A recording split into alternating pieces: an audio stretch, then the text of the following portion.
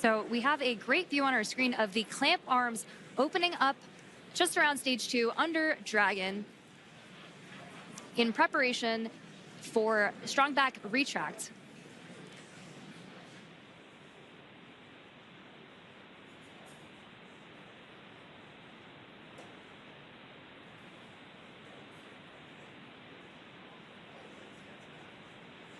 We have some really great views on our screen of that happening right now.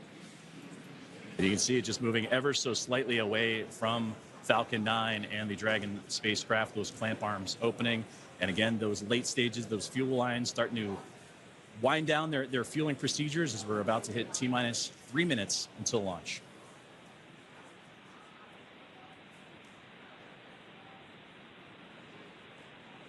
Second stage loading will wrap up shortly after the first, and you've probably noticed those white clouds venting from around the rocket. That isn't smoke. Stage 1, LOX load complete. That's condensation, as stage 1 liquid oxygen loading has been completed. As liquid oxygen warms slightly inside the tanks, some of it boils off, and that gas is vented to manage pressure. When the vented oxygen hits that warm Florida humid air, in terminal count and on internal power, it instantly condenses into those clouds. As you just now heard, the Dragon now in prop load complete, on into internal power. It's fully fueled.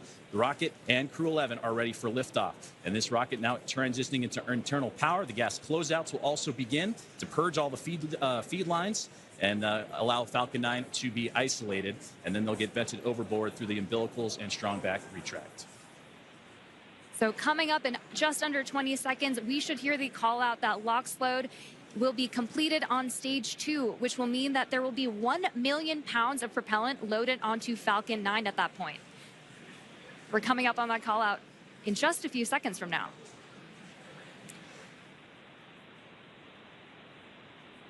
Stage 2, LOX load complete.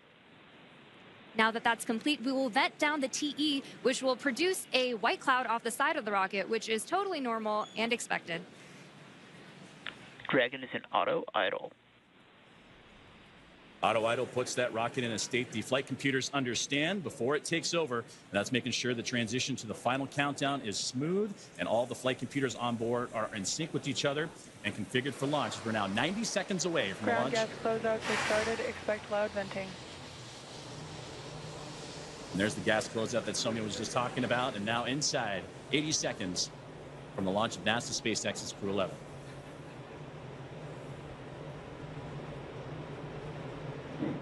On countdown net, hold. We are standing down for a violation of weather rules. I'll try to sequence is aborted.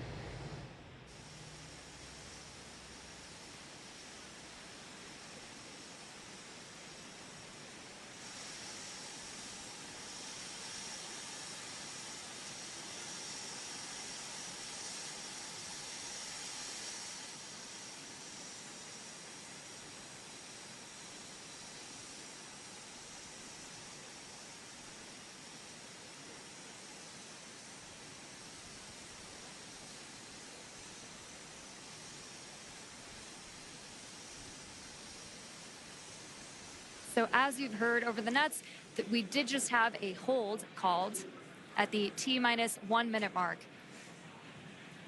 And that hold due to weather, that was something that we've been keeping an eye on. Our team here in SpaceX and Hawthorne, as well as in NASA, we're monitoring that throughout today's broadcast in preparation for launch. But unfortunately, standing down looks to be the case as the weather has created that violation. But we'll continue to monitor and await for the news officially from the teams on the ground as that weather violation looks to come into play for launch today. Dragon SpaceX, bad luck on weather there. We just got clipped by a cumulus cloud right over the pad, so ended up scrubbing for weather.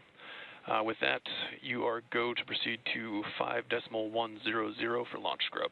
We'll begin offloading the rocket.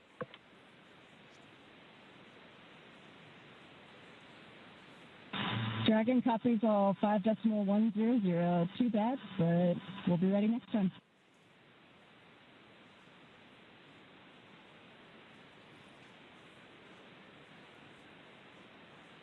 And there you heard the call up to the crew that unfortunately the weather just not playing alongside with today's excitement of the launch for NASA SpaceX's Crew-11. But we have mentioned a couple times throughout the broadcast today that there are backup opportunities starting as early as tomorrow. 11:43 a.m. Eastern time is what the target time is for tomorrow's next attempt.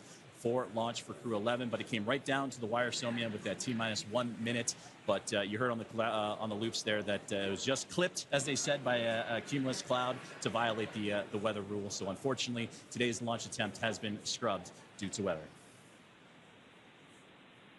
You know, and there are 1,000 different ways that a launch can go wrong, and so we want to ensure the safety and reliability, even if it is a weather scrub. So we will stay with coverage of the crew as we follow them through the egress procedures and make their way back to crew quarters for now. And you said the key word right there, and that is safety, the safety of the crew and everyone involved on this launch and opportunity, because that's what was talked about even in yesterday's press briefings with all the program managers and representatives of NASA, SpaceX, Roscomos, and Jaxa, is that we'll launch when we're ready and everything lines up the way it needs to be. And unfortunately, due to weather, not the case today. But to recap and look back at everything that Crew-11 has done, they walked right up to the T-minus 1 minute to launch mark as everybody was safe and sound. They went through their procedures earlier today, did soup Leeton checks, also did communications checks, and were able to go all the way to the pad, climb aboard the Dragon spacecraft, and get ready for launch today. But again, unfortunately, due to weather, it will not happen, and we will target that next launch attempt, which again is going to be tomorrow at 11:43 a.m. Eastern Time.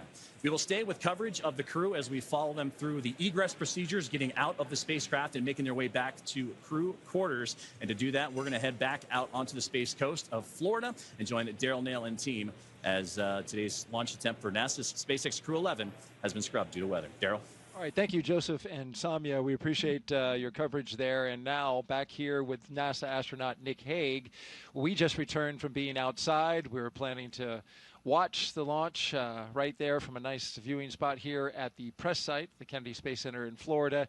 And unfortunately, even as we walked out, Nick, we got a sense that this might not happen because clouds had been building in and around the area. We had dark clouds overhead of us. We got up on our area to watch the launch and join Expedition 7374. Its 49th visit to the space station and its 19th human spaceflight mission overall, and the 5th Dragon flight just this year. Now, over the last 3+ hours, Crew-11 has been going through all the detailed process of getting ready for their mission, as you've been following along with Nick and Daryl from the Cape to the International Space Station. So let's introduce you to the crew. In the commander's seat is NASA astronaut Zena Cardman, who will be conducting her first spaceflight. She holds a Master of Science in Marine Sciences from the University of North Carolina, Chapel Hill. Cardman has experience with NASA research in the Canadian High Arctic and has supported real-time station operations and lunar surface exploration planning.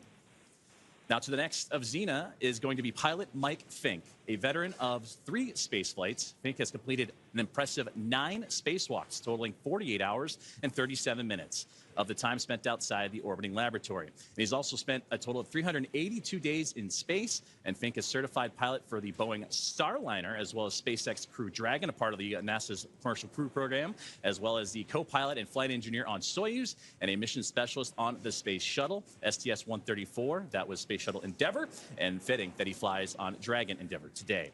Serving as a mission specialist, or pardon me, Sonia, serving as a mission specialist is going to be Japan Aerospace and Jaxa astronaut Kimiya. Yeah, and today's flight will be Yui's second trip to the space station. He was selected as an astronaut by Jaxa in 2009 and has logged 142 days in space. And to round it all out, Roscosmos cosmonaut Oleg Platonov is also serving as a mission specialist and was selected as a cosmonaut in 2018 and will be making his first space flight today.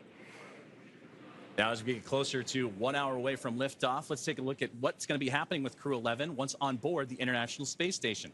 Crew-11 will briefly become members of Expedition 73 and then Expedition 74 in the fall. Following departure of Soyuz MS-27 spacecraft, that's when the expeditions will change over, and that departure will feature NASA astronaut Johnny Kim. They'll also conduct space station maintenance and scientific research to understand plant cell division, finding alternatives to antibiotics and microgravity, investigate producing essential nutrients on demand for long-duration missions, and study how spaceflight affects human physiology and psychology. The crew will also engage with students worldwide via the ham radio and use its existing hardware with newly integrated software to test a backup lunar navigation solution. So as the crew continues to prepare, as does the team on the ground, let's check in with another member of our broadcast team, Ronnie, here with SpaceX for an update on all things on the rocket, the capsule, the crew, and more. Ronnie? Thanks so much, Joseph. I'm Ronnie Foreman, a senior sales manager, joining you today from the SpaceX Statics Desk. It continues to be a smooth countdown, and we are looking good for an on-time liftoff, which is at 12:09 p.m. Eastern Time from the historic Launch Complex 39A in Florida. Now, coming up here in just about 15 minutes, we're going to be listening in for our team to report our final readiness for propellant load with a final go, no-go poll. Of course, here on the ground, teams will be staffed around the clock in mission control, which is just behind me here in Hawthorne, to monitor Dragon and the mission, not just today, but throughout the entire mission, from liftoff to Crew-11's arrival at the space station, all the way through splashdown when our astronauts return home. On console or on headset in mission control, as you can see on your screen right now. Tank isolation valves to equalize low flow pressure.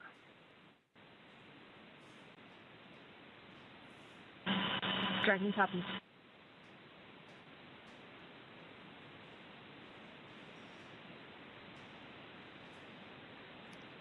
So we got some good live action there from our teammates in mission control. The mission director is the one in charge of the room and tasked with making those real-time decisions that ensure mission success. The person we just heard talking to the astronauts is the crew operations and resource engineer, who we'll refer to as the core throughout the broadcast. Our 4 additional team members are focused on vehicle systems, including avionics, navigation and control, software, propulsion, life support, and communication with ground support teams. Apart from mission control here, our Falcon 9 team is currently located in the Launch and Landing Control Center at Hangar X in Florida. So with less than an hour until launch, we are settling in for final checkouts, propellant loading, and launch. Back to you, Joseph. Thank you very much, Ronnie, and thank you for those updates as we are getting that live action in real time, and we'll continue to monitor those communications with the crew and everything surrounding Crew-11 and their launch here today. Now, NASA has its own team members at NASA's Mission Control Center in the International Space Station's Flight Control Room, and that's in Houston, Texas, where another teammate of ours for today's broadcast, Sandra Jones, you've heard from her earlier. That's where she's located and has been busy preparing the International Space Station for Dragon's arrival. Now, the team in Houston is currently working through their go, no-goes and looking to confirm that the station is ready to receive Dragon Endeavour and the new crew. Now, following liftoff for the flight today, it's going to take about 39 hours, you've heard, about phasing, so a good stair-step journey to get to the International Space Station, with Dragon flying autonomously the entire way. Docking is targeted for the early morning hours on Saturday, August 2nd at 3 a.m. Eastern at 12 a.m. Pacific time. And just like autopilot on a commercial aircraft, the crew always has the ability to take manual control of the spacecraft if needed. We are now at T-minus 58 minutes and counting down to today's launch. While we wait, let's check in with NASA's Sandra Jones at the Johnson Space Center to see how things are shaping up at Mission Control in Houston. Sandra, how's it going over there? Tracking copy. Go for 4.100 set. Go. And welcome back to Mission Control Houston here at the Johnson Space Center in Houston, Texas. We are here in the hub of human spaceflight at NASA. The team here has pulled go for launch, and the International Space Station is ready for the crew to lift off as they begin their journey to the orbiting laboratory. At the time of launch, the space station will be traveling 260 miles over the South Pacific Ocean. In the home stretch of the rendezvous, NASA and SpaceX flight controllers will enter into what we call integrated operations, where both flight control teams will conduct a series of go, no-go polls for Dragon Endeavour's docking to the International Space Station. Rotational missions like Crew-11 help NASA continue to maximize the important research and technology demonstrations made possible only in the International Space Station's unique microgravity environment. The space station is critical for NASA to prepare for future commercial low Earth orbit destinations and to understand and overcome the challenges of long-duration spaceflight necessary for a long-term presence on the Moon and crewed missions deeper into the solar system, including on to Mars. Now, here's a closer look at the mission and what Crew-11 will have to look forward to during their stay aboard the International Space Station.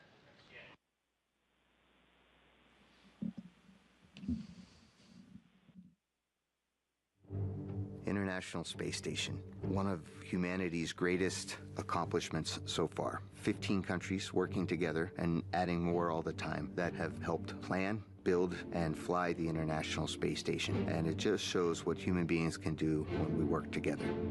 As Crew-11, we are about to launch on board a Dragon spacecraft to the International Space Station.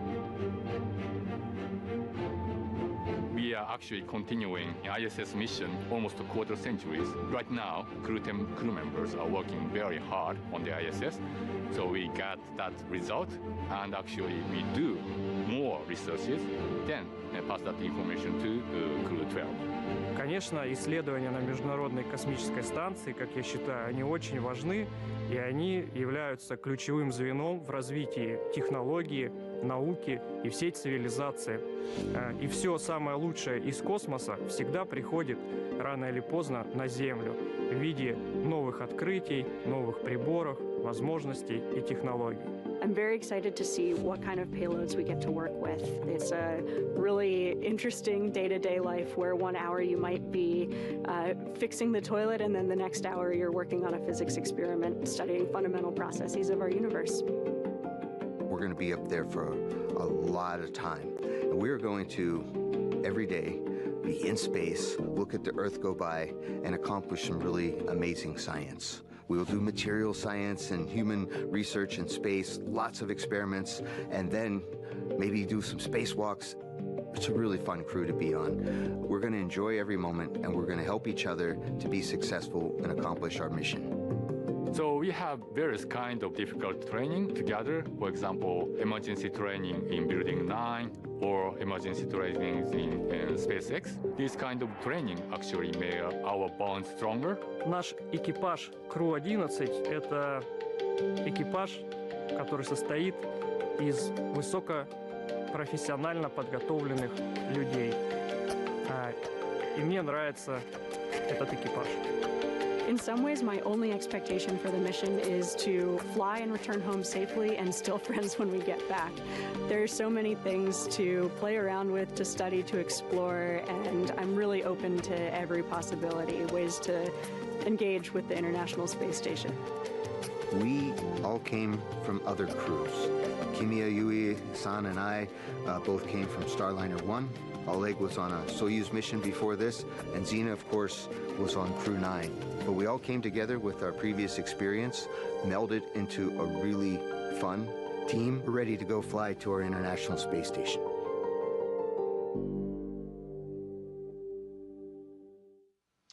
And we're back at the Kennedy Space Center in Florida as we have a beautiful shot from our flight helicopter right there of the vehicle assembly building. The Artemis 2 mission, the rocket inside, will launch early next year. 4 astronauts around the moon. But we are focused now on that launch pad that you see right ahead of us, which is Launch Pad 39A and the Falcon 9 rocket with the Endeavour spacecraft on top of it. We've got 4 astronauts inside right now getting ready to launch to the International Space Station.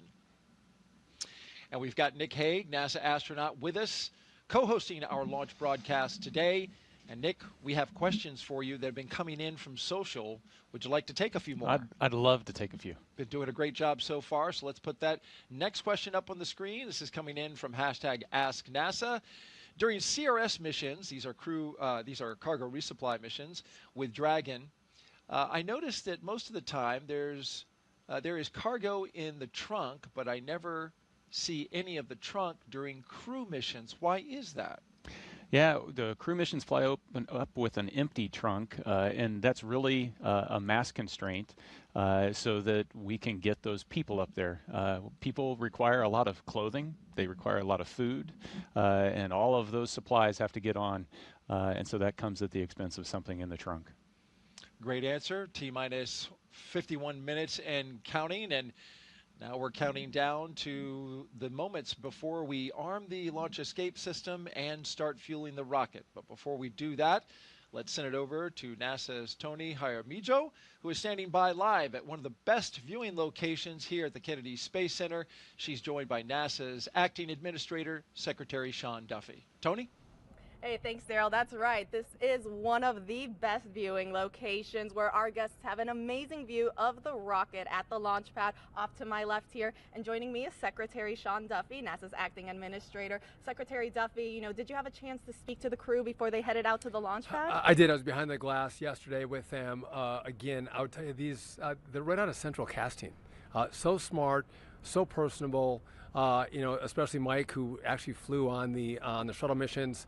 But this is Zena's first trip into space. So yeah, I got to talk to him. And again, they seemed a little nervous, but really, really excited. And today is the big day. I think they're just waiting for the launch and getting to the space station. Absolutely. We're all getting ready for that launch. As you get ready for your first launch as administrator, what would you like to say to the NASA and space community that continue to help pave the way to the stars? So listen, I think the team has been so impressive at NASA, but also our corporate partners, again, SpaceX, Blue Origin, Boeing, that are building the vehicles that get us into space. And again, when we go to the space station, critically important, but what we learn on these missions is what's going to get us to the moon, and then from the moon to Mars, which is, I think, the direction that NASA has to be. We are space exploration. Absolutely. As you get ready for your first launch experience, what have you learned from Crew-11, and what are you looking forward to learning as you lead NASA? Well, listen, I've learned that they're really well trained. I'm coming from DOT. The safety components that go into making sure these launches happen and happen safely is really, really impressive. The checks, double checks, triple checks. But moving forward, listen, I'm looking forward to Artemis. So a lot of people don't know Artemis, right? We're going to the moon. We're going back. And in America's 250th birthday, Artemis 2 is going to launch. We are going to go around the moon and back. We're not going to land in that one. But then Artemis 3, we're going back to the moon. We're going to land. We're going to stay for 6 days. The longest time before that was 3 days. And then from there, we're going to start deploying all of the assets we need to build our base. And we're going to stay on the moon.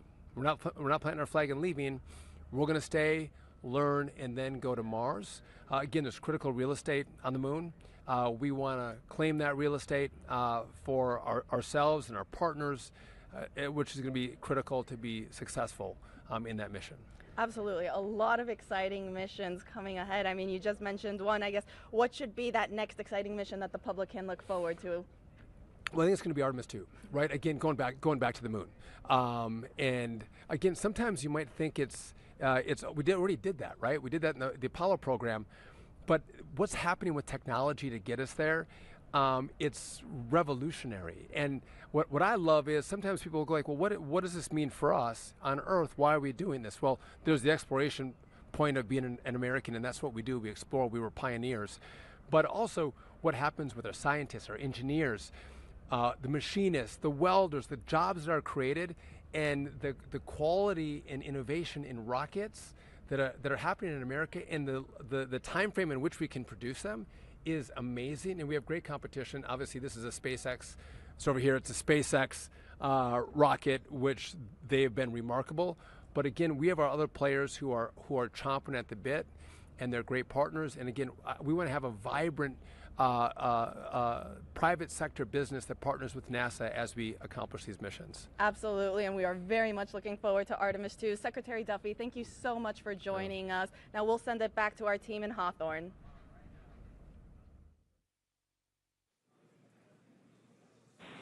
Thanks, Tony. That was an awesome interview with Senator Duffy. We are also really excited to see what Crew-11 does and accomplishes on their mission. But now let's bring it back to Mission Control here in Hawthorne, and the teams are continuing to prepare Falcon 9 and Dragon for launch. Falcon 9 is the first orbital-class rocket that is capable of reflight. Together, Falcon 9 and Falcon Heavy have completed more than 519 launches and over 448 reflights. Incredibly impressive. And today, the booster that Crew-11 will be using is going to attempt to land at Landing Zone 1, which is just down the coast from NASA's Kennedy Space Center in Florida. This will be the third flight of this particular first-stage booster after supporting a Starlink mission earlier and recently Axiom Mission 4. That was the successful fourth private astronaut mission to the International Space Station. Rapid reusability drastically reduces launch costs, and it's the key innovation that is making space more accessible for the entire space industry as a whole. While this young booster is on its third trip to space, we are working towards qualifying our fleet of Falcon boosters and fairings to support up to 40 missions each. For those of you following along, we're currently at 29 flights of a single Falcon booster, which is absolutely wild. Increasing Falcon's flight count provides valuable information and data on repeated reuse, which is a super critical element in making life multiplanetary. This same spirit of continuous iteration and innovation does not stop with Falcon 9. NASA awarded SpaceX a contract to develop the U.S. deorbit vehicle, a modified Dragon designed to guide the space station through a controlled re-entry into Earth's atmosphere. And when the time comes and the International Space Station reaches its end of operational life, which, trust me, it still has a lot of life to give right now, Dragon will help achieve that safety orbit. During the CRS-31 cargo resupply mission, Dragon successfully performed a reboost test for NASA that demonstrated Dragon's ability to change the station's orbit, and we'll see a similar test coming up, and that'll help inform plans for the upcoming commercial resupply mission number 33 with SpaceX, where Dragon will fly an extended mission and repeat that reboost demo with a modified trunk called the Boost Trunk. This modified trunk will give Dragon the ability to change the station's velocity by up to 10 meters per second. And testing these added capabilities will provide NASA with additional options for station operations in the coming years. And yet another innovation that SpaceX is working on is the intravehicular spacesuits, or IVA suits, that astronauts wear during Dragon missions. These suits are worn by the astronauts while they're inside the spacecraft, Countdown 1, the poll versus the extravehicular, or EVA spacesuits that are... Go for propellant load and launch. For all operators in MCCX and Hangar X, both control rooms will go into lockdown at T-minus 45 minutes and will remain in that state until LES is disarmed. All operators are to remain at their console and maintain a sterile cockpit until MD confirms successful disarming of the launch escape system following orbit insertion or propellant offload in the event of a scrub. For non-urgent no-go conditions, brief the CE or LD and they will approve aborting the count. For urgent issues affecting the safety of the operation, operators shall call hold, hold, hold on the countdown net. Launch control will abort the launch auto sequence immediately and proceed into launch abort. At T-minus 10 seconds, launch control will be hands-off and relying on automated abort criteria for the remainder of the count. Operators advise launch director whether structural breakup or fire is imminent or occurring per Dragon manual flight escape rules.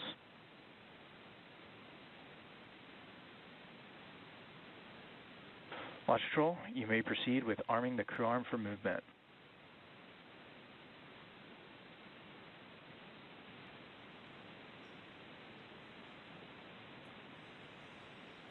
Arming crew arm for movement.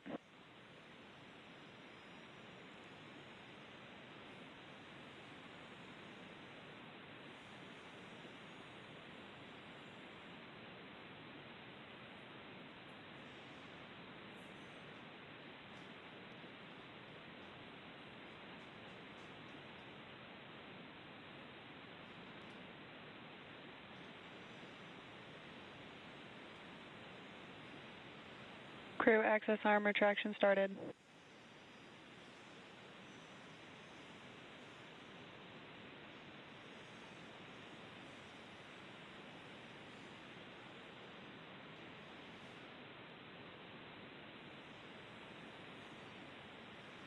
And we are watching the crew access arm rotate away from the Dragon Endeavour and the Falcon 9 rocket. That was an incredible view, Nick, from up high, 275 feet in the air.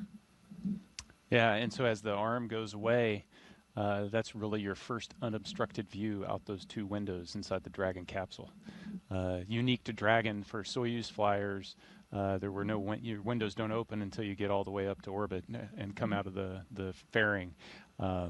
So here you can see what the weather's doing outside for yourself. And there they are, strapped in, Crew-11. Our next big milestone. Crew access arm retraction complete. As we hear that the crew access arm has completed its retraction. Our next big milestone is to have the astronauts drop their visors and start up for Section 7 in their operations. SpaceX, you are go for Section 6. Close visors and arm launch escape system. Dragon copies. Go for Section 6. Closing visors and arming LES. They may have renumbered the procedures because in the past it was Section 7. That's we may not have gotten that update. But this is a critical moment indeed. And that crew access arm, it can rotate quickly back to Dragon in this moment. Dragon, visors closed, arming LES.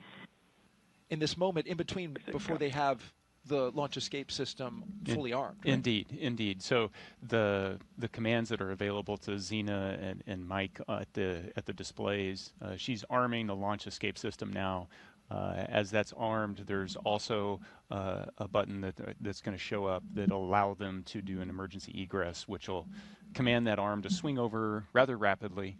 And by the time you're out of your seat and ready to open the side hatch, the arm's in place so that you can get to the escape tower. From the escape tower, of course, they would zip line down to safety, to waiting vehicles, and then exit the Launch escape system is verified armed. the blast danger area. Now we have the launch escape system armed.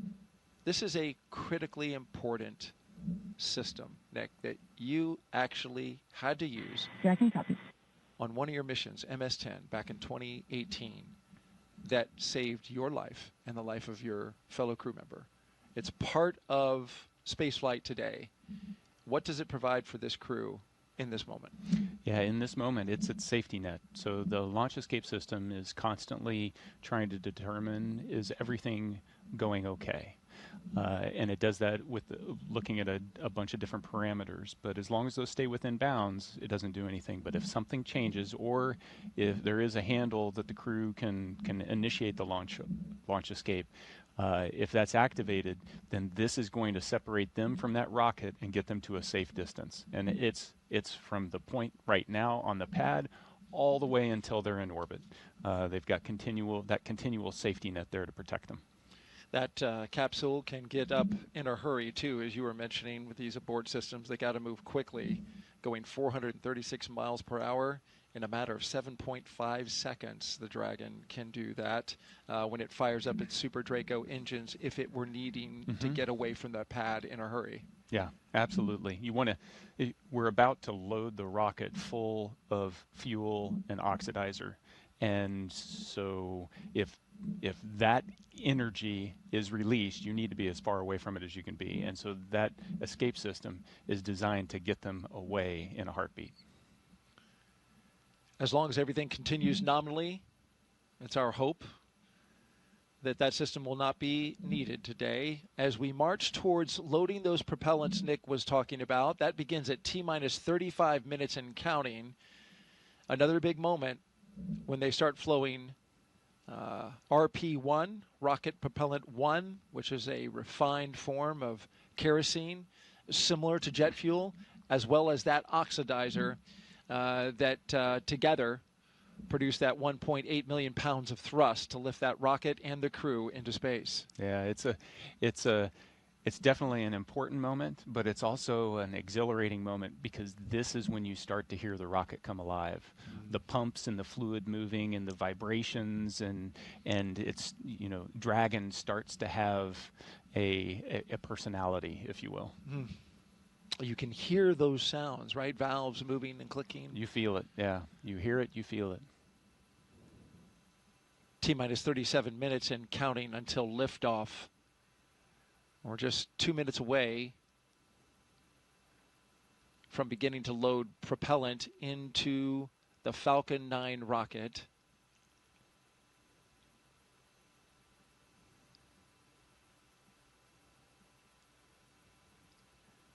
Weather is looking good at the moment. We are 90% go.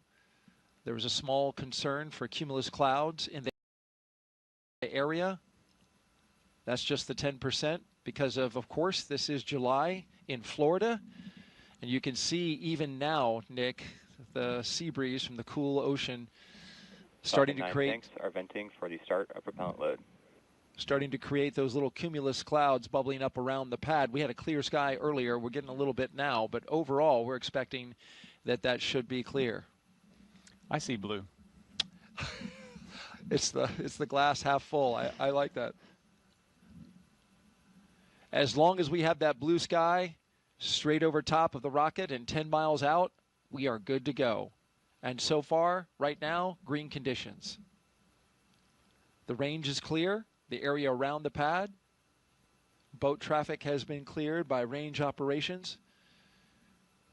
Our partners at the United States Space Force, Cape Canaveral Space Force Station, where Nick, of course, you in the Space Force, a brigadier general, have cleared the range. They are currently monitoring it, making sure that No one can get into the path of the rocket from down on the ground or in the ocean, for the reason that if anything were to happen and any equipment or any spacecraft parts were to come down on them, you wouldn't want to pose a risk to those below. Yeah, public safety is important, but it highlights just the expansive team that even for this one place, the number of organizations that have to work together and they're necessary for success. Our 4-person crew, 2 NASA astronauts, 1 Jaxa astronaut, and a Roscosmos cosmonaut seated in launch position, monitoring their systems on their heads-up displays.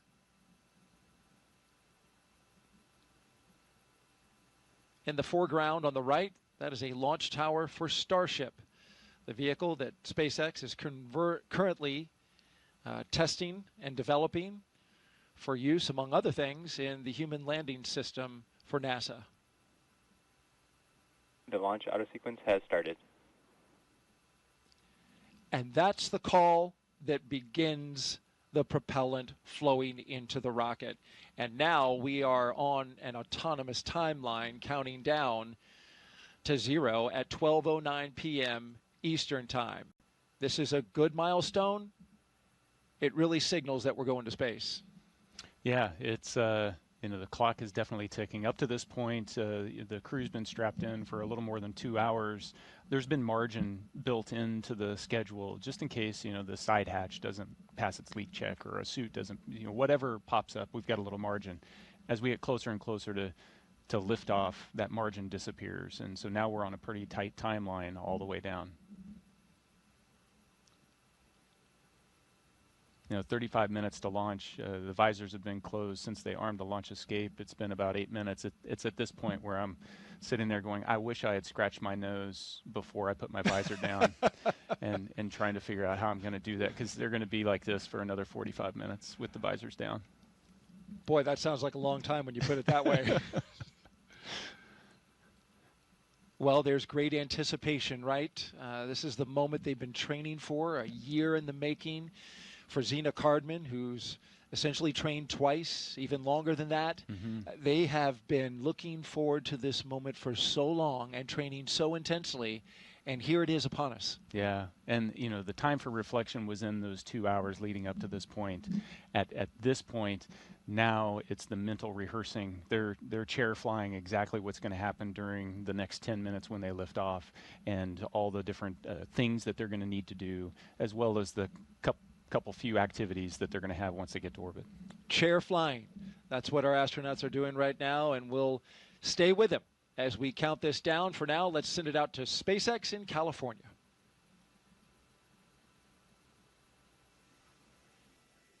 As Daryl mentioned, propellant loading of both RP-1 and liquid oxygen began at T-minus 35 minutes, right on schedule. And weather is our main watch item right now. But I am hearing from our vehicle teams that everything looks good for both Falcon 9 and Dragon.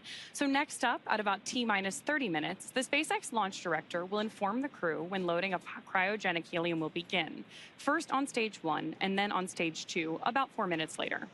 Stage 2 RP-1 loading should wrap up at about T-minus 20 minutes and 30 seconds. Then, as we approach T-minus 16 minutes and 30 seconds, we should hear a call out that Stage 2 liquid oxygen loading has begun. So with all of those consumables being loaded onto the rocket, if we have to call a hold for any reason at this point, like potentially due to weather, we would have to stand down and target our backup launch opportunity, which is tomorrow, Friday, August 1st, at 11:43 a.m. Eastern Time. That's because we have an instantaneous launch window today. So let's take a minute to do a little orbital mechanics 101. An instantaneous launch window means that we need to launch at exactly the right time, and that's driven by our planned rendezvous point, which is the location where Dragon and Station meet in space. Right now, the International Space Station is orbiting the Earth at more than 17,000 miles per hour, and Dragon needs to catch up to it. That means we have to deliver Dragon to the correct orbit. We do that by timing its trajectory relative to the orbiting laboratory so that they're both in the same place in space at the same time. A precise liftoff time is crucial for hitting that rendezvous point. Now, again, that means that at this point, if we hear a hold called, we'll be standing down and likely targeting that backup launch opportunity tomorrow. For now, though, we're going to go ahead and hand it back to Soumya and Joseph to talk to us about West Coast recovery. Soumya? Thanks for walking us through that, Ronnie. We are now at T-minus 31 minutes and counting, getting closer and closer to getting our Crew-11 astronauts into space. Once their mission is complete and it's time for our crew to splash down back on planet Earth, they'll be heading to one of several targeted sites supported by SpaceX. Until recently, Dragon recoveries primarily occurred off of the coast of Florida. This year, SpaceX moved Dragon recovery operations off the coast of California to allow Dragon to complete its deorbit before safely jettisoning the trunk over the Pacific Ocean. When they return, Crew 10 will be SpaceX's third crew mission to splash down in one of the new locations. From 2 was the first back in April this year, followed by Axiom 4 in July. The new splashdown locations are near LA, Oceanside, and San Diego. The recovery vessel, Shannon, will be stationed in Long Beach to support the new West Coast splashdown operations. Spreading these supported sites across multiple locations helps to maximize the return opportunities, lowering the chance we'll have to wave off due to bad weather. And when the spacecraft re-enters, those in the immediate area may hear a brief double clap of a thunder-like sound known as a sonic boom. I can't wait to hear one myself one day, but to hear everything that's gone on and to move operations to the West Coast has been incredible to watch, both from a SpaceX standpoint and from NASA, to see the teams across the country working together, the International Space Station Commercial Crew Program. And like Nick mentioned earlier, there's an army behind every one of those movements and getting ready and preparing for these West Coast splashdowns. So it's going to be phenomenal to watch and see NASA's first crew mission return on the West Coast. Well, back to today's mission, Crew-11, as they continue to get ready to go. They're inside now half an hour until launch time. Let's take a look at more and a bit more and learn about the astronauts flying today. I think it's really innate in our human nature to want to keep exploring and to keep pushing boundaries. Everything that we do in space is ultimately for Earth and for the human species. We are having a lot of good experiments on orbit, making new medicines. That is actually good for everybody. By understanding how to live and work in space like we have with the International Space Station, we can now become a multiplanetary species by having bases on the Moon and bases on Mars. И выполнение полета в космос, на мой взгляд, важно, потому что в конечном счете необходимо человечеству будет двигаться в дальний космос для того, чтобы открывать новые миры, исследовать новые и новые горизонты. For me, it's a really compelling goal to go farther and farther afield in space and pushing our boundaries as a human species that way, learning more about our own home planet as we try to go farther. We've been going and living aboard the International Space Station for 25 years. We're ready to make the next steps. We're ready to go to the Moon. We're ready to go to Mars. We're ready to explore the solar system. We understand the effects of what life in space does to the human body, and we need to continue those studies. We need to continue getting ready and get ready and go to the Moon and Mars, and that's why it's important to go to space. All right, let's head back out now to a launch viewing location where Tony's at for another interview with some special guests. Tony? Hey, thanks, Daryl. That's right. Joining me is Dr. Stephen Platts and Dr. Lori Glaze to talk to us a little bit about the human research that's going to be on this mission. You know, Steve, can you tell us a little bit more about what human research Crew-11 will be conducting? Sure. We're very excited for the launch. We have 10 experiments flying on Crew-11. Everything from cardiovascular systems, central nervous system, all the way to genomics. The full breadth and addressing many very important risks for us to get to the Moon and Mars. That's a lot. You know, speaking of the Moon and Mars, Lori, how does the human research conducted on Space Station help us for those future missions to the lunar surface and eventually Mars? I'm so glad you asked that question. You know, a lot of times we talk about the future, you know, we're going to explore the Moon and Mars. It's here. We are actually less than a year away from our first crewed launch, where we're going to send 4 crew out and around the Moon for 10 days and bring them back. And then about a year after that, we're going to land on the Moon. And we need to be ready, right? We need to be ready for the trips to the Moon and then eventually to Mars. Our crew are going to need to be able to thrive in an environment where they're in microgravity, perhaps for as long as a year. And then we're going to need them to perform on the surface of Mars under 1/3 gravity and do their exploration activities, is we really need to understand how they're going to react and respond to that environment. And the experiments that are being done on Space Station today, it's such a unique laboratory where the kinds of things that Steve's talking about, we can study physiological responses to bones, muscles, blood flow. Mental health is incredibly important part of this activity. And the experiments that we can do, for example, growing plants without soil, recycling water. If we have the ability to recycle water, maybe 98% of the water that the crew uses, that's less resources we need to bring along. And then sensors that can detect, for example, solar storms so that our crew can take shelter or protect themselves while they're on their journey.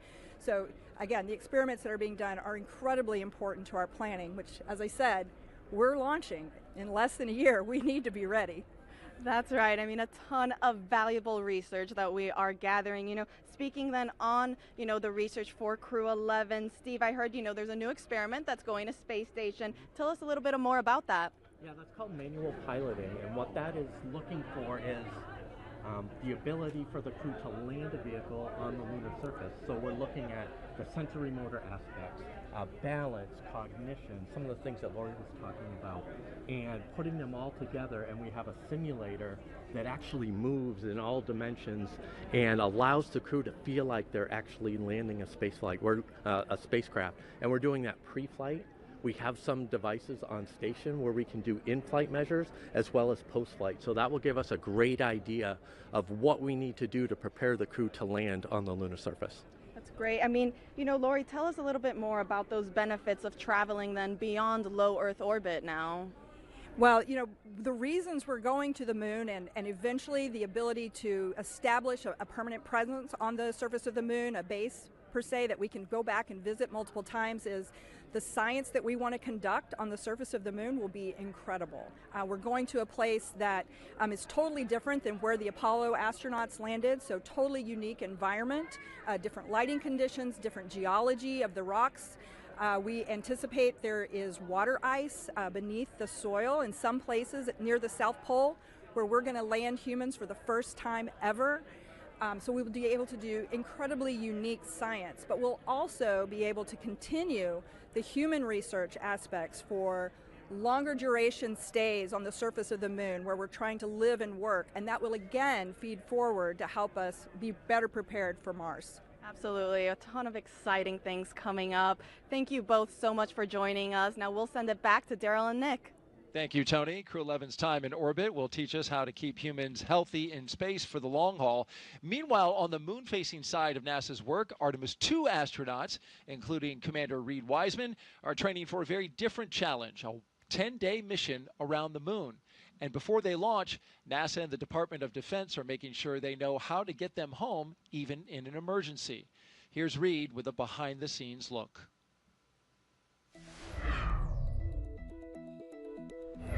Hi, I'm NASA astronaut Reed Wiseman, commander of Artemis II. I'm here at the Kennedy Space Center in Florida, and as you can see, work is well underway for our next mission to the moon, both on land and off the coast. Back in June, teams with NASA and the Department of Defense used an area of open water off KSC to rehearse procedures for a possible rescue after an ascent abort from the SLS rocket.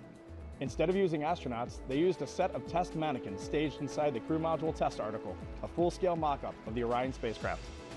You can see pararescuers jumped from a plane into the water with their specialized equipment, then approached the spacecraft, opened the capsule, and transported the mannequins to the helicopter safely for medical care. This was one of 2 emergency procedures they rehearsed should they need to rescue me, Victor, Christina, and Jeremy during an abort scenario. And back here on land, now that the upper stage integration is complete inside the vehicle assembly building, teams with NASA's Exploration Ground Systems have been running SLS integrated testing, where they powered up both the core stage and boosters for the first time in preparation for our 10-day journey around the moon. That's a look at your Artemis Moon Minute.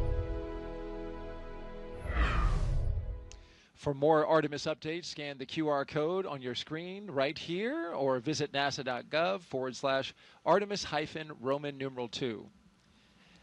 Nick, I know you're excited for Artemis. Absolutely. One of your fellow astronauts you spent a lot of time with, Christina Cook, is going up. Yeah, yeah. You know, the astronaut corps is small, so you know everybody in the corps, and so I'm excited to see all 4 of them take their trip around the moon. It's exciting. It's been a long time for NASA, more than 50 years. All right, now let's send it back to SpaceX in Hawthorne, California. Thank you very much, Daryl and Nick. And it was impressive to hear that interview and that Moon Minute. And it's amazing to see how interwoven what's being done with these crewed missions to the International Space Station and how they impact moving forward and the Artemis campaign. So incredible to see about how those 2 crews and how those 2 missions work together. Now, as we get back to today's launch, we're now approaching 20 minutes away in the countdown for NASA SpaceX Crew-11 mission to the International Space Station. So let's take a look at Falcon 9 that's on your screen now, and that is a 2-stage rocket that is 29 feet tall and getting ready for liftoff, and again, approaching 20 minutes away. At launch time, it produces more than 1.7 million pounds of thrust. Sonia, that is impressive firepower. Yeah, and rockets like Falcon 9 don't use all that thrust just to go straight up. Early in flight, Falcon 9 performs a gravity turn, which is a smooth pitch maneuver. RP1 load complete. Hearing good call-outs over the nets, which is a smooth pitch maneuver that tilts the rocket sideways to build up horizontal velocity. You may hear this call-out about 10 seconds into launch as the vehicle is pitching downrange. And once the first stage completes its portion of the mission, it shuts down and separates. And a stage rocket like Falcon 9 sheds that booster to eliminate the weight and uncover the Merlin vacuum engine on stage 2. To reach orbit, the vehicle needs to go fast, hitting an orbital velocity of about 28,000 kilometers an hour. And that's just to keep it from falling back to Earth due to gravity. That's fast enough to lap the Earth in about 90 minutes or fly from New York to here in Hawthorne, California in under 10 minutes, which is about 7 times faster than the U.S. Air Force's SR-71 Blackbird. After stage separation, today's booster will be landing at Landing Zone 1 at Cape Canaveral Space Force Station. This particular booster will be returning to Earth for its 3rd time. The second stage takes over from there, powered by a single Merlin vacuum engine, also known as the MVAC. With its extended nozzle and optimized design, the MVAC drives maximum performance, producing 220,000 pounds of thrust in the vacuum of space. On today's mission, we'll light that engine 4 times before deploying the final payload into orbit. Now, so much of what makes Falcon 9 remarkable happens in flight. SpaceX for countdown check-in brief.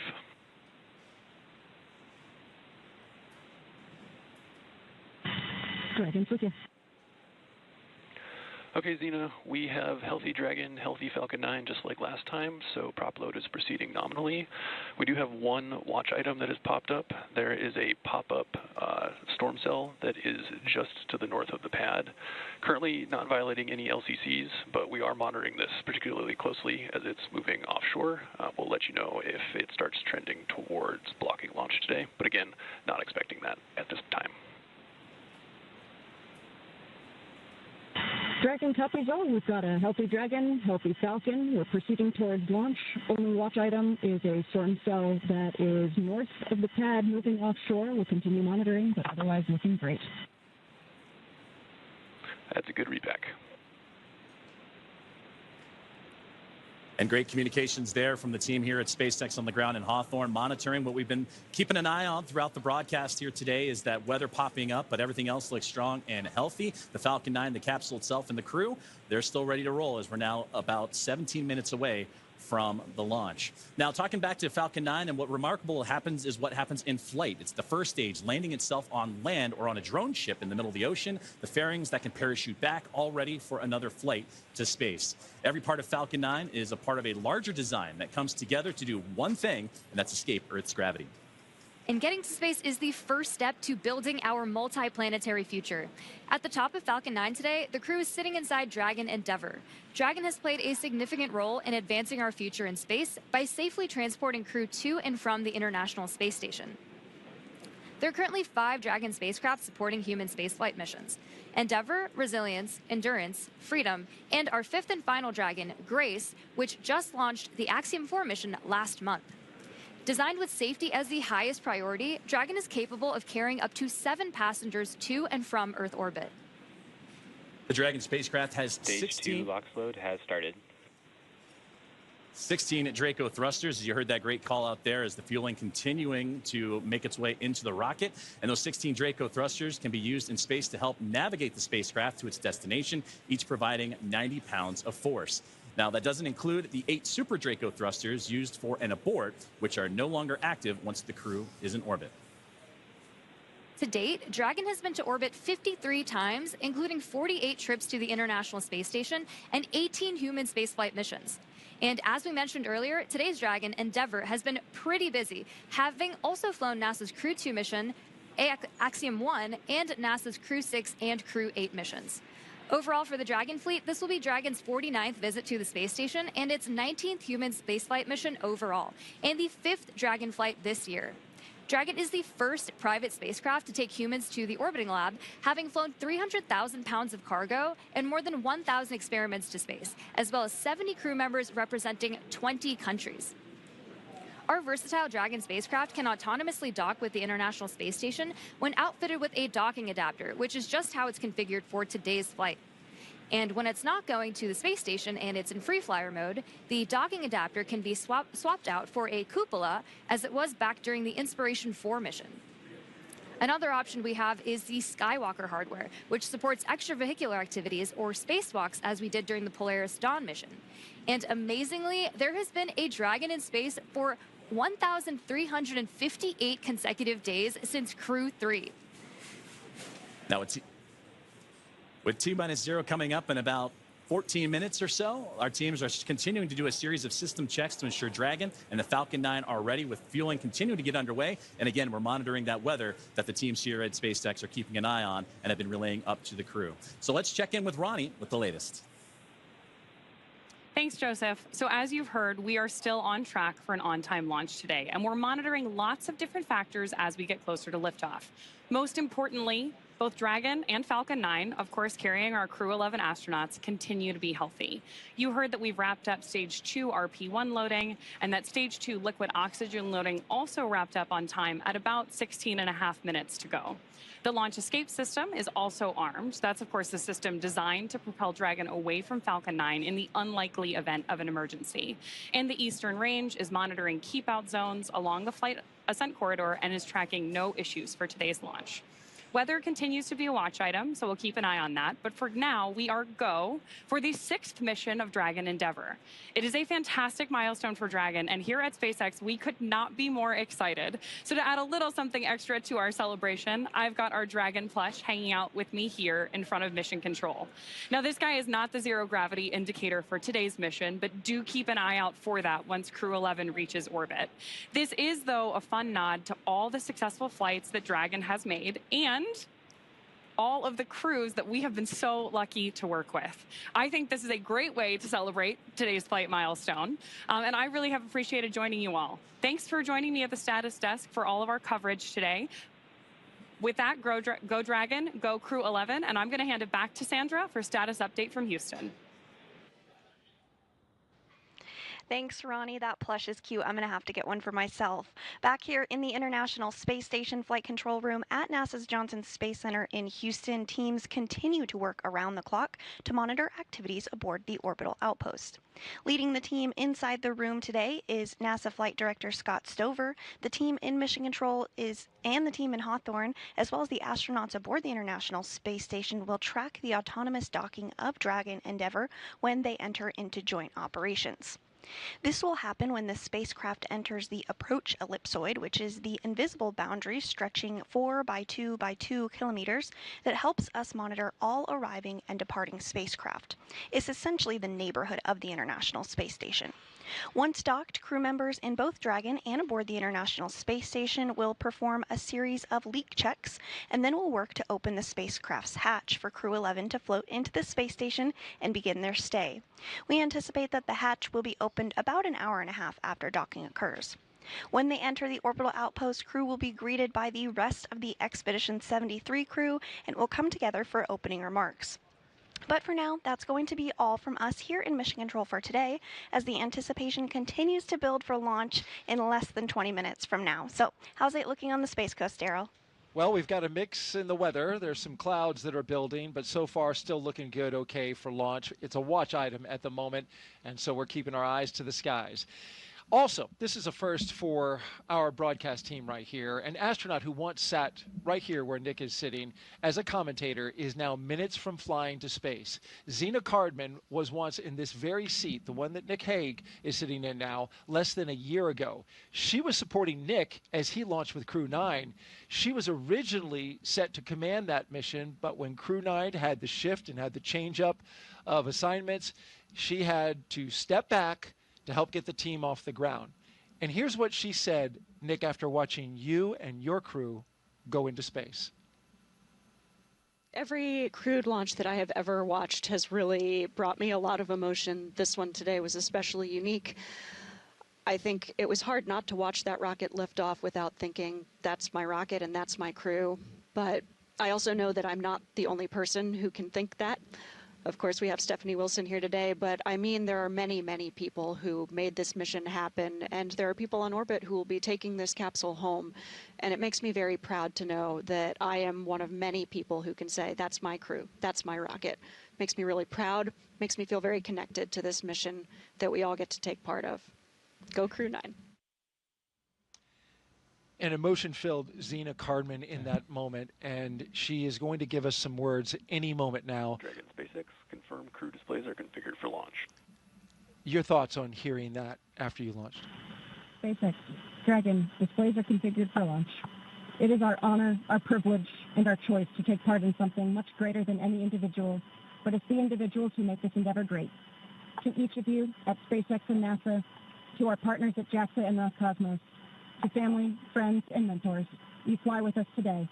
Arigato gozaimasu. Spasibo большое. Thank you. With gratitude and focus, Crew-11 is ready.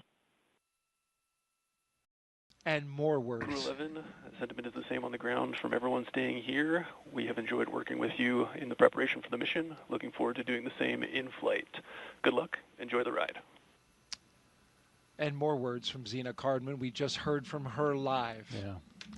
Yeah, it's like I started the show. There isn't any place I'd rather be than here today.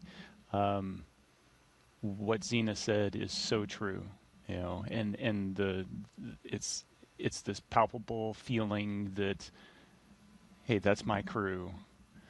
Those are my friends. You know, hey, that's my commander. And just to be here and know that, you know, I've done my small part to help support them along their way, and there'll be more support that happens in the future. And to be able to see behind the scenes everybody else that is contributing to that is, that's what makes this all so special, is it's not about the individual. Spaceflight has nothing to do with individuals. It's all about us working together. 100%. Well said, Nick. And kudos to both of you for showing an immense amount of class. You signed up to do this role almost immediately after getting into space, and we heard from you saying, I want to be there for Zena.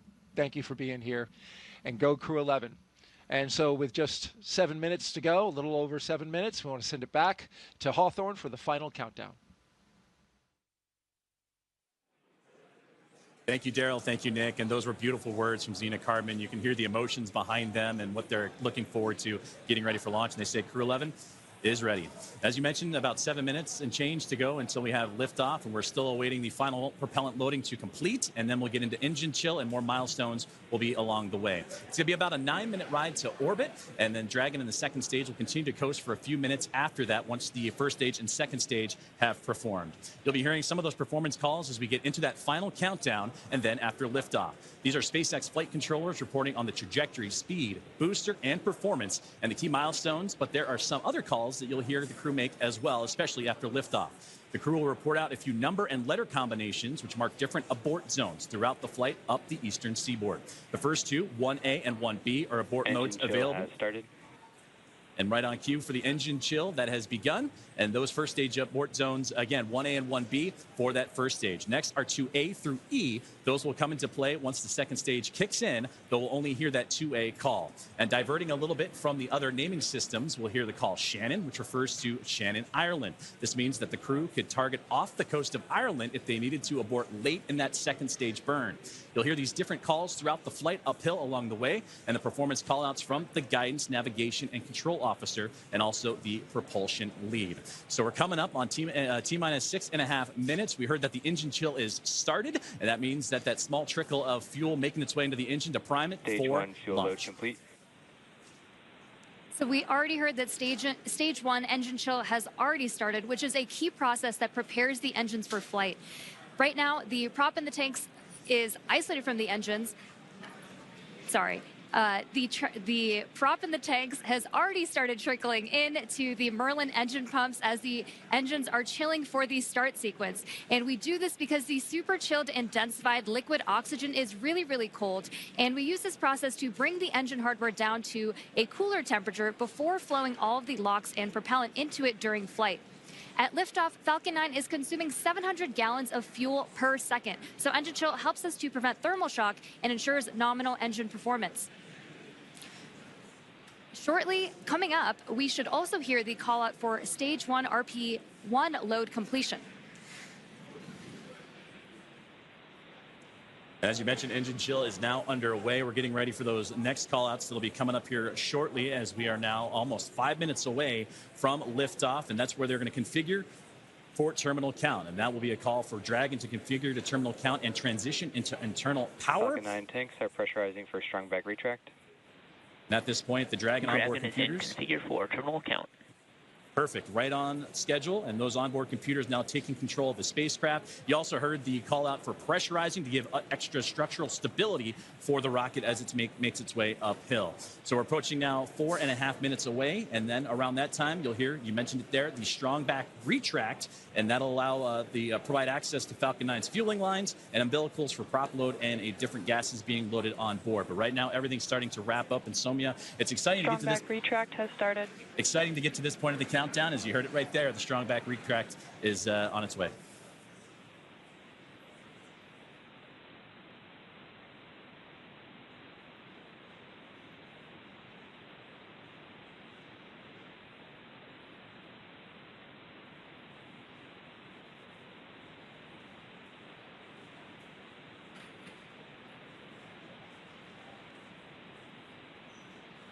So we have a great view on our screen of the clamp arms opening up just around stage 2 under Dragon in preparation for strong back retract.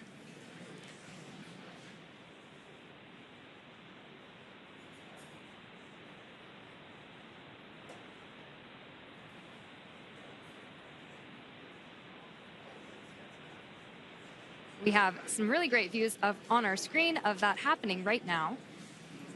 And you can see it just moving ever so slightly away from Falcon 9 and the Dragon spacecraft, those clamp arms opening. And again, those late stages, those fuel lines starting to wind down their fueling procedures as we're about to hit T-minus 3 minutes until launch.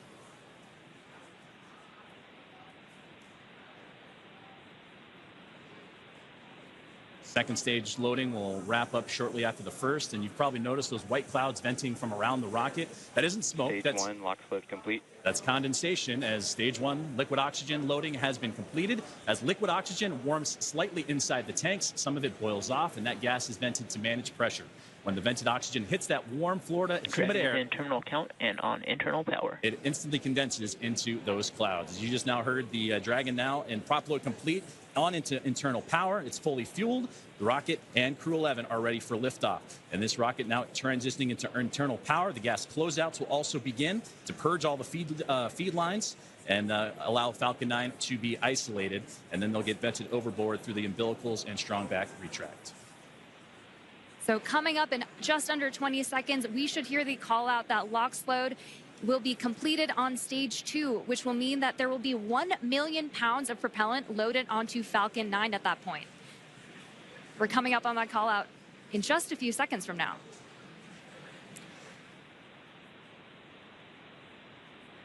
Stage 2, LOX load complete. Now that that's complete, we will vent down the TE, which will produce a white cloud off the side of the rocket, which is totally normal and expected. Dragon is in auto idle. Auto idle puts that rocket in a state the flight computers understand before it takes over. And that's making sure the transition to the final countdown is smooth and all the flight computers on board are in sync with each other and configured for launch. We're now 90 seconds away from Ground launch. gas closeouts are started. Expect loud venting. And there's the gas closeout that Sonia was just talking about. And now inside 80 seconds from the launch of NASA SpaceX's Crew-11.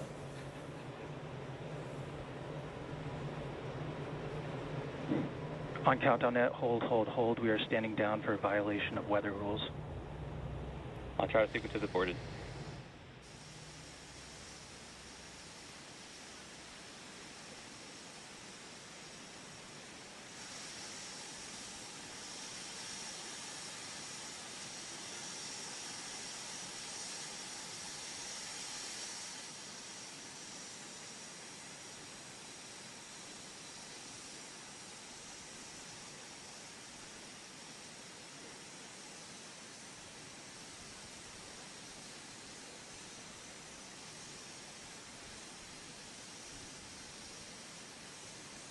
So as you've heard over the nets, that we did just have a hold called at the T-1 minute mark. And that hold due to weather, that was something that we've been keeping an eye on. Our team here in SpaceX and Hawthorne, as well as in NASA, we're monitoring that throughout today's broadcast in preparation for launch. But unfortunately, standing down looks to be the case as the weather has created that violation. But we'll continue to monitor and await for the news officially from the teams on the ground as that weather violation looks to come into play for launch today. Dragon SpaceX, bad luck on weather there. We just got clipped by a cumulus cloud right over the pad, so ended up scrubbing for weather. With that, you are go to proceed to 5.100 for launch scrub. We'll begin offloading the rocket.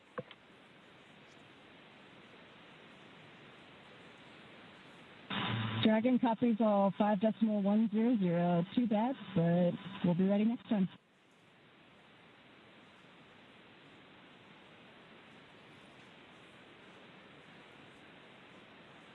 And there you heard the call up to the crew that unfortunately the weather just not playing alongside with today's excitement of the launch for NASA SpaceX's Crew-11. But we have mentioned a couple times throughout the broadcast today that there are backup opportunities starting as early as tomorrow. 11:43 a.m. Eastern time is what the target time is for tomorrow's next attempt for launch for Crew-11. But it came right down to the wire, Somia, with that T-1 minute. But you heard on the loops there that it was just clipped, as they said, by a cumulus cloud to violate the weather rule. So unfortunately, today's launch attempt has been scrubbed due to weather.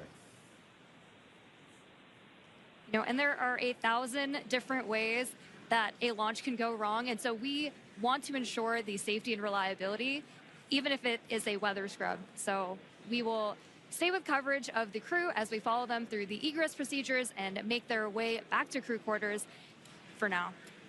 And you said the key word right there, and that is safety, the safety of the crew and everyone involved on this launch and opportunity, because that's what was talked about even in yesterday's press briefings with all the program managers and representatives of NASA, SpaceX, Roscomos, and Jaxa, is that we'll launch when we're ready and everything lines up the way it needs to be. And unfortunately, due to weather, not the case today. But to recap and look back at everything that Crew-11 has done, they walked right up to the T-1 minute to launch mark as everybody was safe and sound. They went through their procedures earlier today, did soup-leaton checks, also did communications checks, and were able to go all the way to the pad, climb aboard the Dragon spacecraft, and get ready for launch today. But again, unfortunately, due to weather, it will not happen, and we will target that next launch attempt, which again is going to be tomorrow at 11:43 a.m. Eastern time.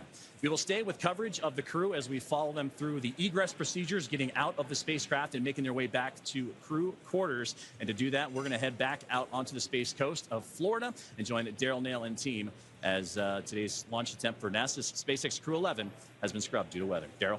All right, thank you, Joseph and Samia. We appreciate your coverage there. And now back here with NASA astronaut Nick Hague. We just returned from being outside. We were planning to watch the launch right there from a nice viewing spot here at the press site, the Kennedy Space Center in Florida. And unfortunately, even as we walked out, Nick, we got a sense that this might not happen because clouds had been building in and around the area. We had dark clouds overhead of us. We got up on our area to watch the launch and heard a Phase 1 lightning alert go off. And then I just, my heart kind of sank a little bit because I thought that might be it. Yep, then you see the clock stop. Yes. And you know it's happened. So it's disappointing. But there's a reason we do it, and that's to keep everybody safe. It's so critically important. As you look at this shot here, you can see that just right over top, you've got some darkened clouds in the area. This was a result of a sea breeze that when we started the day, the launch weather officer improved our forecast to 90% go, but there was a 10% concern that the sea breeze was going to develop earlier in the day than originally forecast.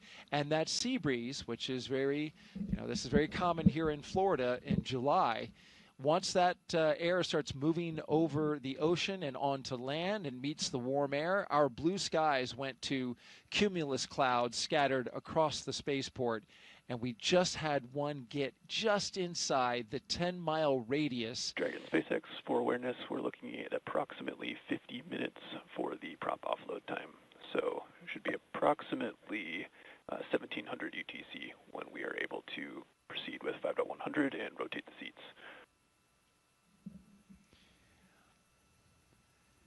Dragon copies. We're looking at about 50 minutes for prop offload. So 1700 ETC for the rest of 5.100 and seat rotation.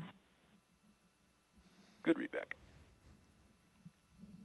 And so what is that, real quick, what does that mean, Nick? They are going to rotate the seats? Yeah, so it's important to know that right now you're looking at a fully fueled rocket with an armed launch escape system.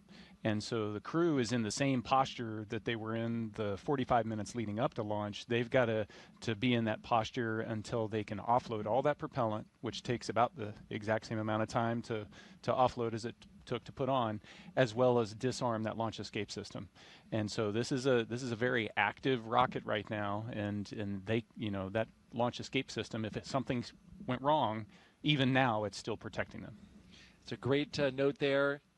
But this is very much a dynamic situation even now with a scrub called. The teams have to work through their procedures to safe the launch pad, the rocket, and the capsule from being just minutes from launch. And we were in that posture ready for launch, and now we have to undo that, right? Yeah, very carefully. You got to back out of all of that, and then once the rocket is defueled, we've got all the fuel out of there, we can disarm the launch escape system. You still need the pad team to be able to come and get out there to get into the white room and help open up that side hatch and get the crew out. And so the scrub process is not a quick one. Just to finish a thought that I had said, and I think this view on the left basically shows you what the issue is. That's rain on the right half of the screen there. That's a rain cloud with rain coming down. And on the left hand, we were dealing with sun poking through the clouds on our side. We could literally see the clouds kind of going over top of our heads, getting close to the pad. And the standoff area is 10-mile radius around the pad for these dark clouds and cumulus clouds.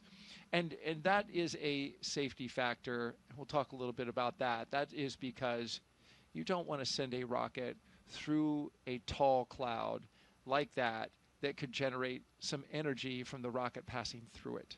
Yeah, just the same as if you're on a commercial airline flight, you don't necessarily want your pilot to take you through a severe thunderstorm. We don't want to do that with a rocket. And so we are erring on the side of safety in this situation. But as Nick pointed out, the rocket that you are looking at is a fully fueled, ready to launch Falcon 9. As we now see, they are starting to allow some of the liquid oxygen to vent off as they begin detanking the rocket from its super chilled liquid oxygen and its RP-1, which is the kerosene-based propellant. Dragon, SpaceX, propellant offload update, estimating about 45 more minutes for propellant offload. Dragon copies, additional 4 or 5 minutes for prop offload. Now, as you recall your procedures for the crew, getting out of the capsule and getting back into their vehicles and going back, take me through the timeline of the scrub procedure. Yeah, it's a fairly straightforward procedure. You're running the launch procedure in reverse, essentially, and so they're strapped in. The seats are rotated up in a launch configuration. As soon as they detank, they're going to disarm the launch escape system. So you're looking at it's 45 minutes to get rid of the liquid oxygen and RP-1. Once that's off, then they'll be able to disarm the launch escape system, rotate the seats down. At that point, the arm will come over and the ground team, the pad team, will be able to come up there. They'll open the side hatch and then help them get out of the capsule just like they helped them get into the capsule. So you're looking on the order of, an hour, a little bit longer. And you want that rocket fully detanked? Absolutely. Yeah. You've got cryogenic propellants, oxidizers moving, flowing, and you want to make sure that that's all secure before you put people around it. That's the way the system is designed. It's different on other launch vehicles. Other launch vehicles, the Soyuz I launched on was fueled when we showed up to it. But while you're moving the fuel on and off, you minimize the number of people that are around. That's exactly right. And the SLS rocket is similar in that it gets fully fueled and tanked, and then they bring the astronauts on board. SpaceX does it so they can do that tanking as the very last part of the mission timeline. And this also allows for a quick tanking, relatively speaking, for a rocket. And then allows you to detank it. But they're using super densified liquid oxygen as well. So you mentioned it. High energy systems are engaged here, and so we are now unwinding that as we proceed through the scrub procedure. If you're just joining us, we scrubbed this launch at T-minus 1 minute and 7 seconds until liftoff. We had a healthy rocket, a healthy spacecraft, we had a clear range, and we just had weather in the area, a cumulus cloud that just clipped the radius nearby within the launch area, the 10-mile radius. It got into that standoff area, and that is what caused the scrub for the day, because that is a safety measure to keep the crew that you see on the right side of your screen safe from any potential hazards that could develop as a result of the weather.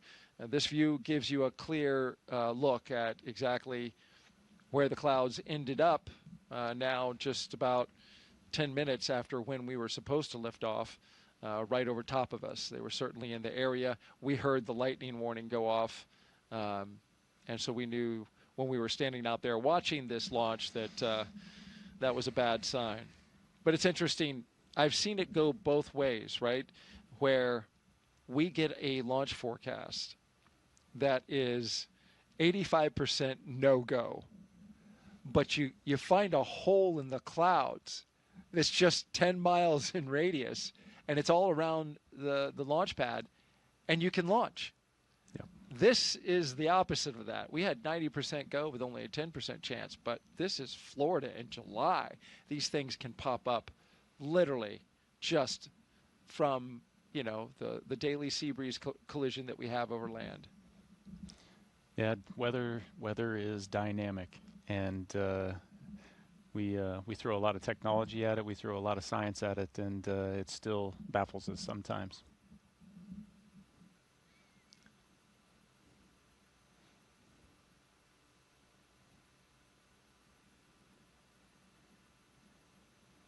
So the mental shift that you make when this happens, you've got to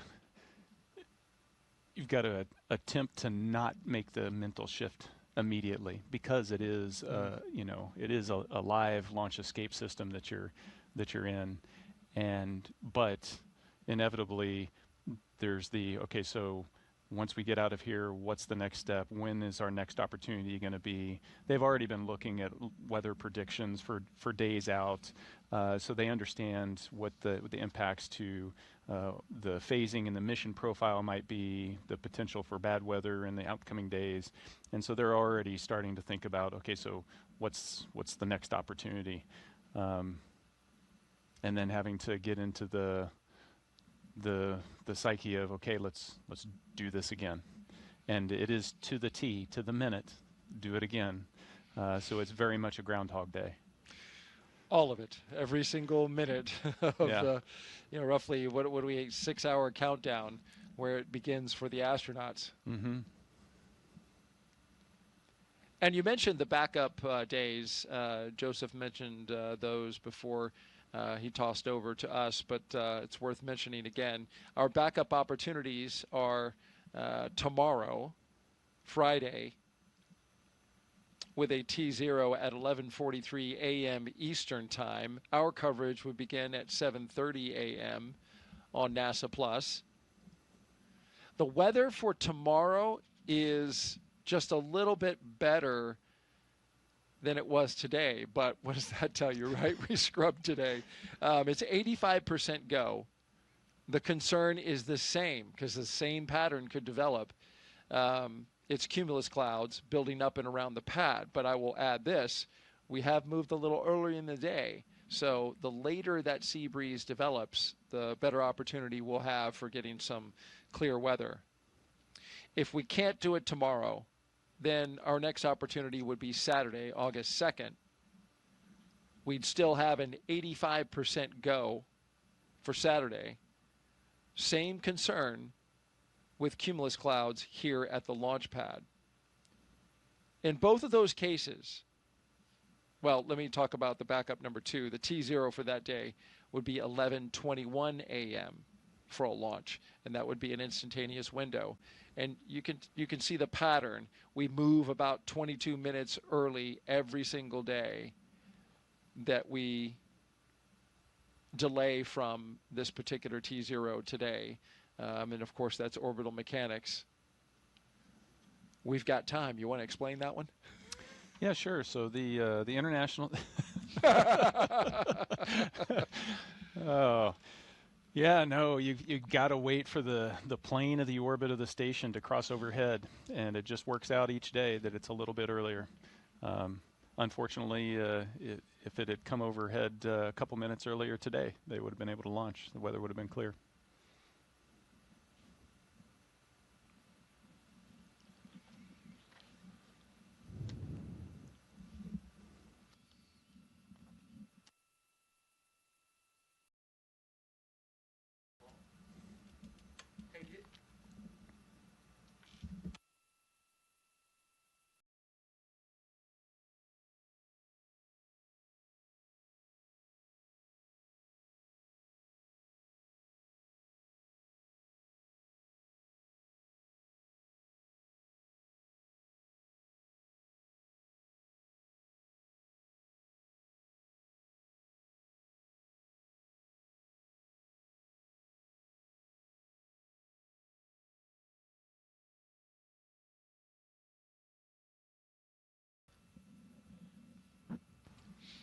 I just mentioned the backup opportunities. One thing about both of these next launch opportunities, unfortunately, we're going to really have our eyes set on the ascent corridor, because now there is a trough that is approaching a line of storms coming across the eastern part of the U.S., and it is going to make its way out into the ocean, and so that could disturb the weather along the ascent corridor, which is an area where if Dragon were to suffer some kind of anomaly something that wasn't expected and needed to come off the top of the rocket, it would splash down along the ascent corridor. There's concern about the sea states, right? How much it's sloshing around is going to be out there in the ocean. You need good conditions, a baseline of conditions, in order to pull astronauts out of a floating capsule with a helicopter and a boat. Yeah, it just shows the complexity, the scale of the problem that you're dealing with. It's not a forecast at a particular point, on the surface of the Earth, at the launch pad. It's, if you imagine this 3D trajectory of the rocket's path going up to orbit, you've got to clear all of that for weather, but not just clouds and rain and severe thunderstorms, but like wind shear and drastic changes in the wind direction can create problems for the rocket. And then, in case there was a need to return them early or to abort, you also have to clear the weather on the surface along that path as well. Just an immense amount of respect for the teams, both at SpaceX and also at the the Space Launch Delta 45 over on the Space Force side, the weather shop there, in trying to put their arms around all of this. Like I said, weather is really complex. And they do a fantastic job, but if we got a chance, 90% chance, you take it all the way to the end and see what Mother Nature gives you.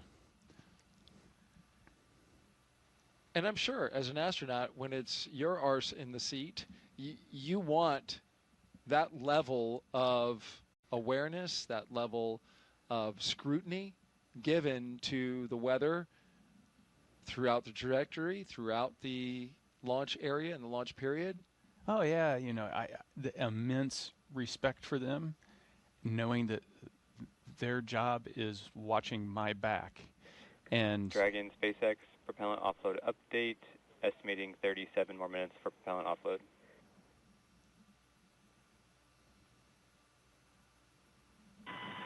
Dragon copy. 37 more minutes. The clock ticks slowly. Hope you got 37 minutes worth of stories, Nick. But I, like I was saying, it just takes so much to do that when you're sitting in that seat there, if you get the call for a scrub, there's no question. It's, you guys are the experts. This is the safest thing for us to do right now, and you're all in. You're not second guessing.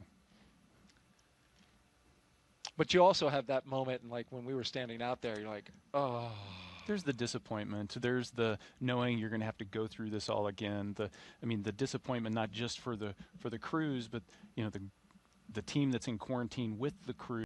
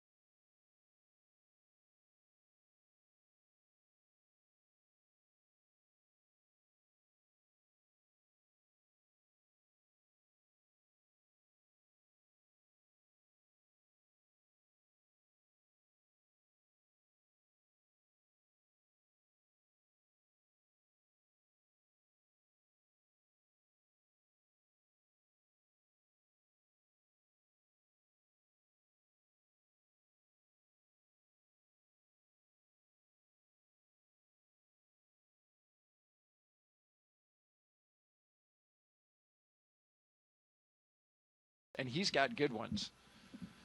Also, if you're watching YouTube, be sure to refresh your player or browser so you can join our live chat. At this time, we are expanding our coverage to include our partners at SpaceX. So let's welcome in